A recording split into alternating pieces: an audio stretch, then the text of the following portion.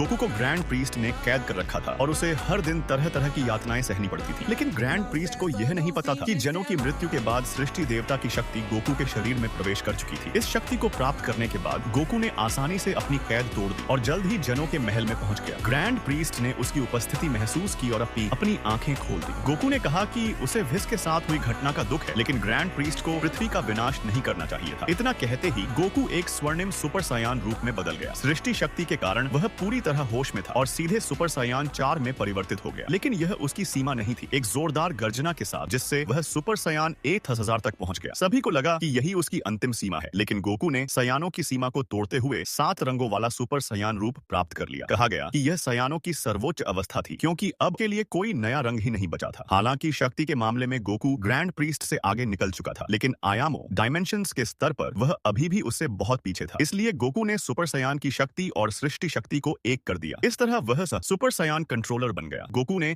बिना कोई समय गंवाए सीधे ग्रैंड प्रीस्ट पर हमला कर दिया। ग्रैंड प्रीस्ट ने उसे अपने अधीन आने का प्रस्ताव दिया और कहा कि वह एक व्यक्ति के नीचे लेकिन सभी प्राणियों से ऊपर का स्थान पा सकता है। मगर गोकू उसकी बातों से बिल्कुल प्रभावित नहीं हुआ। ग्रैंड प्रीस्ट ने कहा कि जो भी उसका विरोध करता है वह दुनिया से मिटा दिया जाता है। गोकू ने पूछा, क्या तुम्हारे अंदर जरा भी मानवता नहीं है? तुमने इतने सारे जीवन नष्ट कर दिए। लेकिन ग्रैंड प्रीस्ट के अनुसार देवता सबसे ऊपर हैं और साधारण जीव केवल उनके खिलौने हैं। यह कहकर ग्रैंड प्रीस्ट ने अपनी भयावह शक्ति प्रकट कर दी।